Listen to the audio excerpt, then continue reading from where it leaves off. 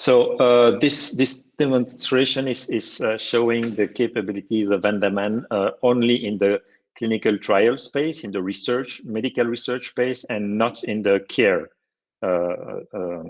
part. So Andaman has other capabilities for helping hospitals, doctors, nurses do their work, help patients for the care part, but this is only for the research part, right? So I'm going to show a few screens and talk about decentralized clinical trials, which is something that is becoming more important, especially with the COVID, for example. So you all know that for telemedicine, there has been a huge spike of use of telemedicine because of COVID. So COVID has pushed telemedicine to be used much more often. And in the research sector, decentralized trials have had the same effect. Because patients cannot go to the hospital as much as before, there was a need to find ways to have decentralized clinical trials, which means actually they are hybrid because there is still probably some kind of visit with a doctor or either in person or via video call. And then there is collection of data without the doctor being in the loop. But there are also other big trends like real world evidence, which is a new requirements that are different from decentralized trials. And there are more and more needs to get data from electronic health records from hospitals, from labs, or for connected devices and use those in clinical trials. So in a way, we're talking about advanced ePRO. ePRO is electronic patient reported outcome, and eCOA is electronic clinical outcome assessment. And it could also be used for quality of life studies, which are becoming more and more important. So I won't go in through the reasons why these are needed, except maybe this screen where you see the red line at the bottom, which shows in the past the investment and the cost of a clinical trial, which were high around the launch. So before the launch, you have to find a new molecule, a new drug that is effective, safe, and efficient. And then you would put some money into marketing and you would be okay for a number of years. Now the blue line is the new reality where the costs are higher to launch a product. The blue line goes higher. And there are also a number of events in the life cycle of the drug where you have to reinvest or collect new data, like when there is a price review, a new competition, generic comes out.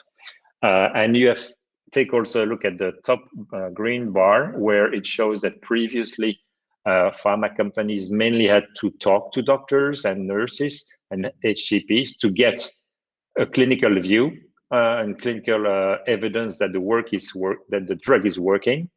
But now there's more and more needs to get data from the patients, and that is new, and this is difficult for pharma companies. So when I say pharma companies, it's a short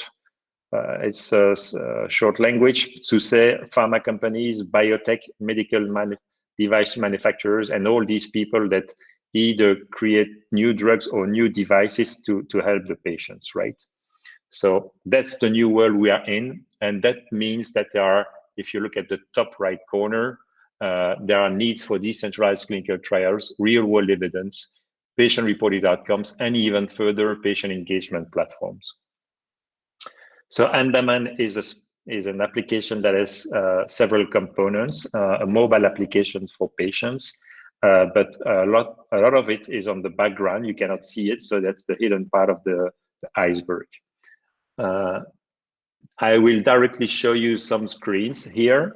So this is not to change too much the existing habits of research. We created questionnaires, electronic questionnaires, which are close to the paper questionnaires that I used to, but in the future, we will have other means of collecting data. But to start, here you see paper questionnaires that have been digitalized. And they include a number of screens, as you can see on this slide.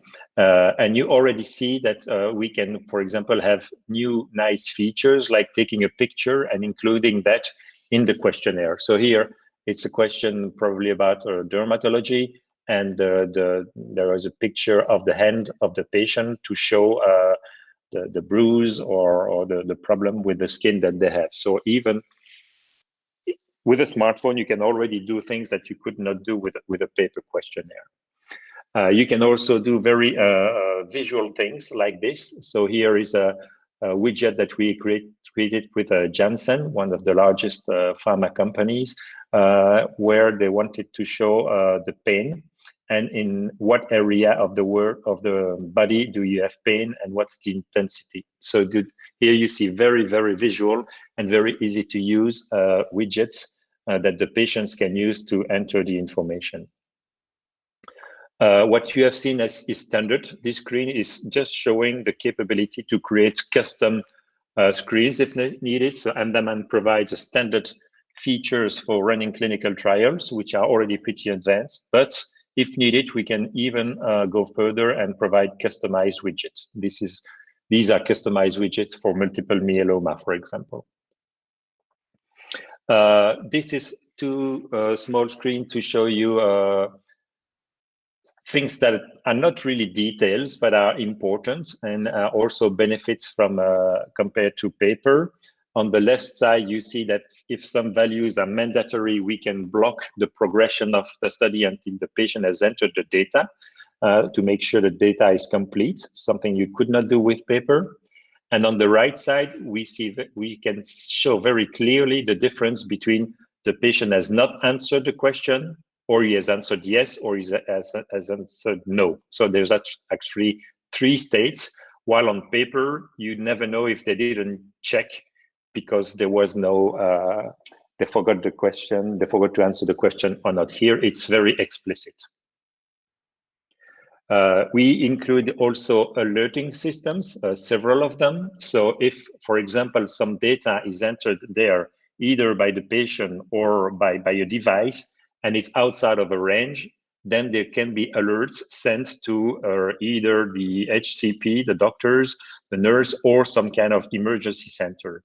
This has happened to us in real. So there was a COVID-19 drug that was being tested, and the oxygen level of the patient was getting dangerously low. So there was some alert sent to the emergency center, and the patient was taken out of the drug and was taken to the hospital. So alerting systems like that are very important, and of course they don't exist on paper, as you may guess. Beside this, we have included a lot of motivational features and gamification features. What does that mean? Well, for a patient to contribute to a research study, it's not always fun, right? It's sometimes repetitive, and they have other things to do, sometimes other priorities. So it's important to make it as easy for them to contribute, and also, if possible, a little bit fun. So we include reminders, like you can see on the left slide, to really bring them back to the study regularly, especially if they have to fill in a questionnaire like every day or every week, something like that. And then on the right side, you see that there is a completion mechanism, so the patient is incentivized to go to the end until it's complete, and then they can submit the information. These look like details, but they are so important because the dropout rate of clinical trials is very high, and it could be really a catastrophe for the pharma companies, because suppose they need the minimum number of patients to give statistical validity to a study. And if the number of patients goes down below that minimum, then the whole study is canceled and is irrelevant. So it's not a detail, it's very important. So we also include enrollment capabilities, which are quite powerful. Enrollment capabilities can be used by either doctors or nurses in the hospitals when they see the patients in the consultation. So they ask the patients if they want to contribute to the research. And if they say yes, they have this simple questionnaire, which is a web form where the doctor can simply include name, first name, and for example, the email address of the patient or the phone number of the patient, the mobile phone. It's the minimum information they have to enter. They can enter additional information if needed, like the language and so on, but the minimum is the email or phone number. And from then on, the Andaman platform is doing all the rest. So that's sending text messages or emails to the patients to recruit them, to enroll them, sorry, on the platform, to have them download the application. They're sending the questionnaires to the patients, the consent form, and everything. So everything is automated for the doctor. They just need to do the first step. This can also be done in mass. So suppose that you have a list of patients that have been already selected previously, like patients from the patients associations or other groups. We have the capabilities to invite all those people in a batch. This is a small example where there was an enrollment mechanism that was being used by 40 hospitals in 10 different countries, in 10 different languages. So both doctors and patients were talking different languages, and the Andaman system was distributing all the needed information. So that includes enrollment pages, but also questionnaires in all those different languages, and through codification mechanism, we could collect the data from all of these countries and have a consistent data set at the output. This is a screen to show you the consent part. On the left screen, you have a very simple consent with a small text and a accept or refuse button, which is an electronic signature that serves as an electronic signature. It's not a digital signature. There's a difference. Look it up on Wikipedia if you want to know the difference, but at least it's an electronic signature. The middle screen is showing you a more advanced one where the patient has to agree to a number of different elements or questions before being consenting, really. And the third screen there is showing that we can add an electronic, image signature where the patient is drawing something that looks like his signature. This is not different legally from the other ones, but it's psychologically, it helps the patients. And on the right side, you can see the PDF that we can regenerate, because unfortunately, even if we can do everything electronically, many people, many doctors or researchers still want to have some kind of PDF proof that the patient has consented. So that can be regenerated from the screens that I showed you on the left side. A quick slide on medication adherence. In many clinical trials, the patients have to take a drug on a sometimes very complex regimen. For example, when I meet the doctor, I have to take a pill every hour for 3 hours. Then I have to take one the next morning and one on the next evening, and that's for 5 days. And then on the 6th day, I have to take only one drug in the morning for 2 more weeks. So all of this is quite complex, and the Andaman capability here is to create that schedule or that regimen, to distribute it to all patients, to make it start at the right moment when they visit the doctor. Then they send then Andaman send reminders to the patients to take the drug when they need to. And there is a button also there that you can see on the right, a green button where I have clicked to say, okay, I took my drug now. And we register the fact that the patient has taken the drug and the date and time. So that means that the intake information is also registered in the personal health record of the patient and can be included in the study as alongside the questionnaire answers. Of course, if this data is to be anonymized, all of that is anonymized too. So there is a nice way to aggregate the data from the medication adherence and the questionnaire directly in the result set.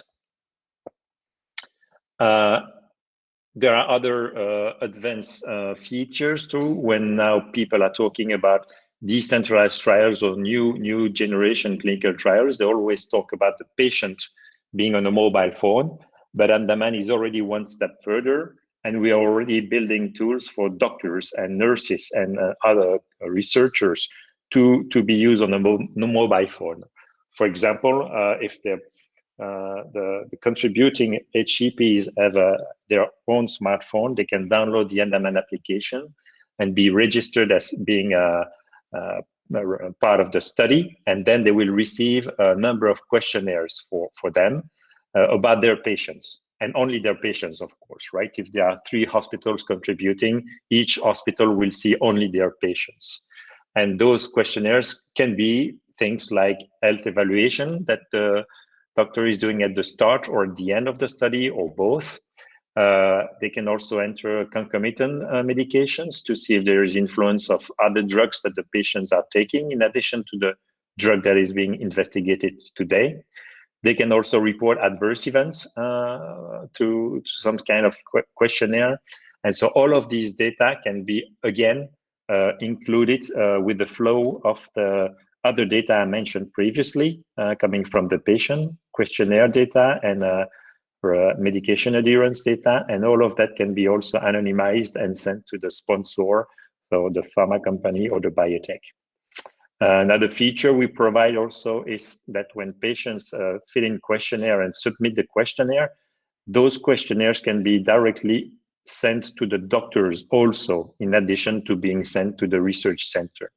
So of course, when they are sent to the research center, they are anonymized, but when they are sent to the doctor, they are identified. So the doctors know that it's their patients, which patients, and they can see the progress of the study with their patients. So the same platform is collecting data from patients, sending anonymized data to research, and sending identified data to the care part.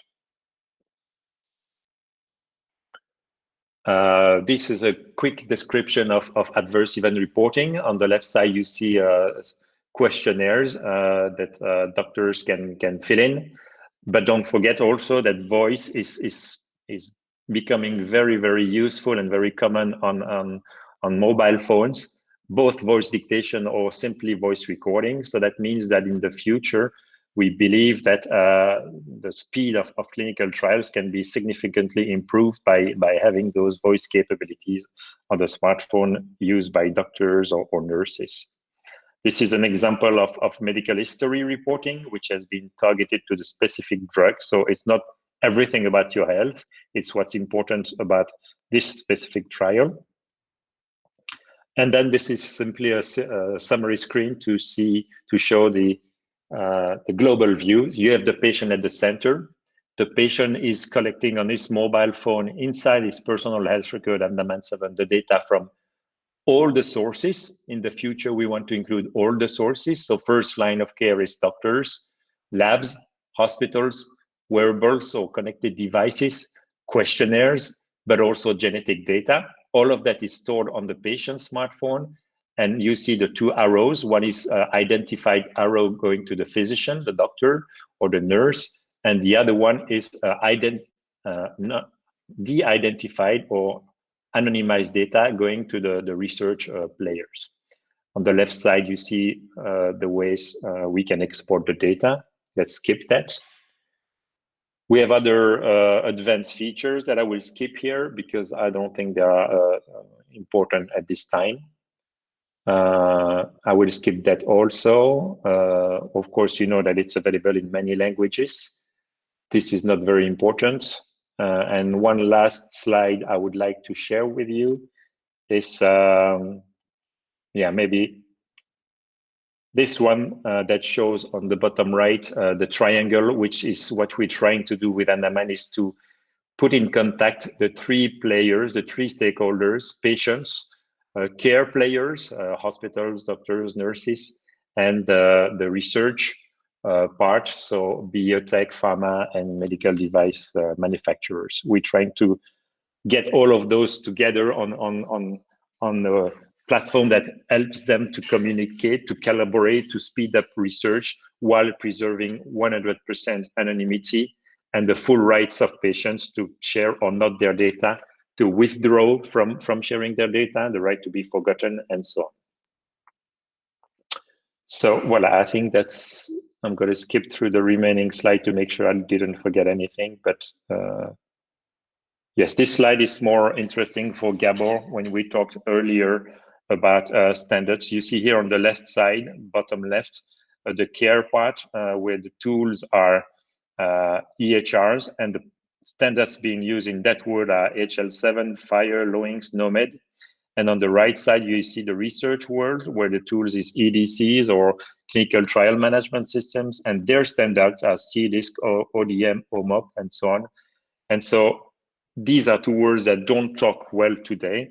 And it's our goal to normalize the data and to go and by going through the patients to connect these two worlds via the patients. Voilà, I will stop here. Thank you for your attention, and this was my presentation of what we do in Andaman for the clinical trial and the research in general.